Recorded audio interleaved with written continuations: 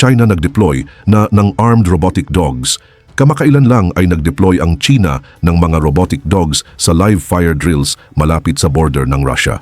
Tanong ngayon, bakit bigla silang nagpapakita ng ganitong klaseng lakas? At ano ang ibig sabihin nito sa global power struggle? At yan ang ipaliliwanag ko ng malinaw, simple at detalyado. Pero bago yan ay hihingi lang sana ako ng isang like at subscribe. Malaking tulong na ito sa aming mga content creator. Salamat po. Ang People's Liberation Army ng China ay nagsagawa ng live fire drills gamit ang 4 na paa na robotic platforms na may mga automatic rifles.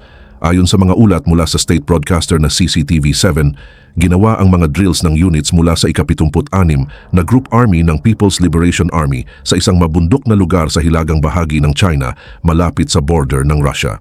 Makikita sa mga video na inilabas ng broadcaster ang mga robotic system na parang mechanical na aso na kasama sa mga infantry operations at umaabante habang nagbibigay ng covering fire. Ipinakita ng mga sistema ang kakayahan gaya ng pag-iwas sa mga sagabal, pakikipag-ugnayan sa tao mula sa malayo at pagtama sa target sa malapitang laban. Sa televised footage, makikita ang mga sundalo ng People's Liberation Army na gumagalaw habang dahan-dahang umuusad ang mga robotic units at nagpapaputok ng baril sa mga simulated na kalaban gamit ang rifles na nakakabit sa likod nila. Ang exercise na ito ay isa sa mga pinaka-public na pagpapakita ng lumalaking paggamit ng China ng robotic ground platforms sa mga tactical situation. Ang mga robot na ito ay ginawa para tumulong sa mga ground troops sa mga lugar kung saan mas delikado para sa mga sundalo. Kaya nilang sumunod sa mga sundalo kahit sa mahirap na terrain at magbigay ng firepower kung saan pinaka-vulnerable ang mga tropa. Tinitingnan din ang mga platforms na ito para sa mga role gaya ng reconnaissance, pagsupil sa mga posisyon ng kalaban at suporta sa laban sa mga syudad. Sinubukan din ang mga robotic systems kasabay ng maliliit na tactical drones na nagbibigay ng aerial surveillance at nagpapadala ng impormasyon sa ground forces. Ang pagsasama ng air at ground robotics ay para mapahusay ang kaalaman sa sitwasyon at ang efficiency ng operasyon sa mga lugar na delikado o may gulo. Hindi sinabi ang eksaktong lokasyon ng mga drills pero kinumpirma ng Chinese media na malapit ito sa northern border ng bansa. Muli, ang kakaibang development ng China ay inilantad sa publiko na nagpapakita ng ambisyon nitong i-integrate ang autonomous operation sa military para gawing mas madali ang mga komplikadong gawain at mas ligtas ang mga delikadong misyon. Ngayon, lumalakas na ang posisyon ng China para hamunin ang dominance ng United States. Dati, heavily umaasa ang China sa Soviet technology at ginagaya lang ang mga armas na galing sa ibang bansa. Pero sa mga nakaraang dekada, ang nakagugulat na mga development ng China ay naging dahilan ng maraming spekulasyon mula sa mga military analyst kung paano biglang naging matatag ang posisyon nito at nagkaroon ng advanced weapons.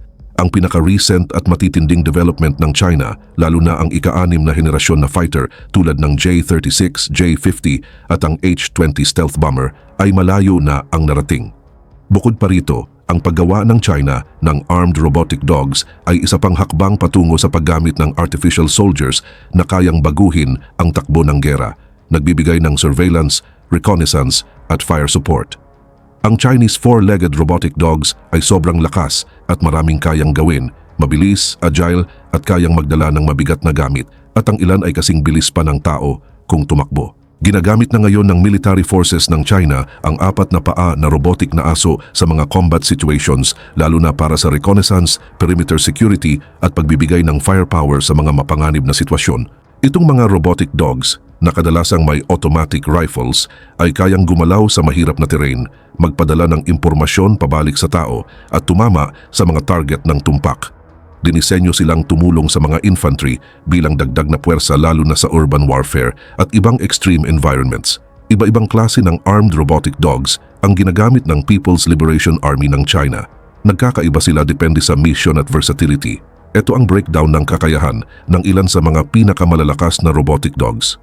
Ang Bloodwing robot ng China, isang combat robot dog, ay ginawa para suportahan ang infantry sa iba't ibang labanan.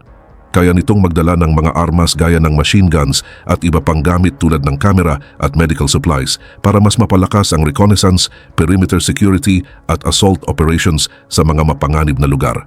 Kaya ring ihulog ang mga Bloodwing robots gamit ang drones sa likod ng linya ng kalaban o sa mga bubong para sa mga biglaang atake o para makapasok sa mga lugar na mahirap puntahan.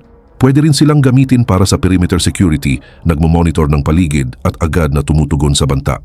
Dahil may dalang mga machine guns at ibang armas, makakapagbigay sila ng direct fire support para sa infantry at kayang tumama sa mga target ng kalaban.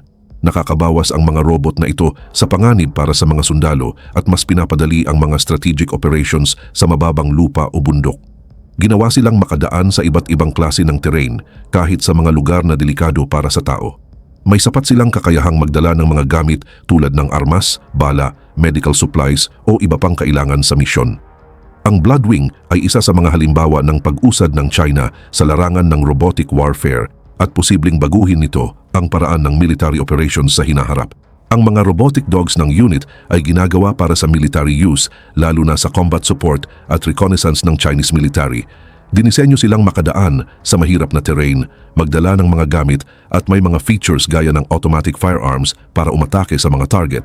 May features din gaya ng 4 na DLR at 3 DLR, kaya nilang imap ang paligid, makita ang mga sagabal at matukoy ang mga posibleng banta.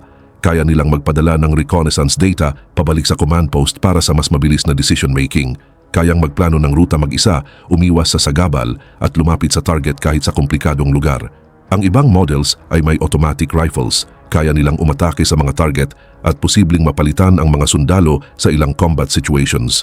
Sa kabuuan, ang mga unitary robotic dogs ay nagiging mas mahalagang bahagi ng combat support ng military ng China. Nagbibigay ito ng maraming benepisyo tulad ng mas pinahusay na reconnaissance, mas maayos na perimeter security at posibleng pamalit sa sundalo sa mga delikadong sitwasyon. Pero ang live fire drills ay bahagi ng mas malaking pagbabago sa doktrina ng operasyon ng People's Liberation Army na mas nakatutok ngayon sa paggamit ng unmanned systems at coordinated combat. Habang patuloy na umuunlad ang teknolohiya ng China, lalo ring nagbabago ang itsura ng digmaan sa makabagong panahon.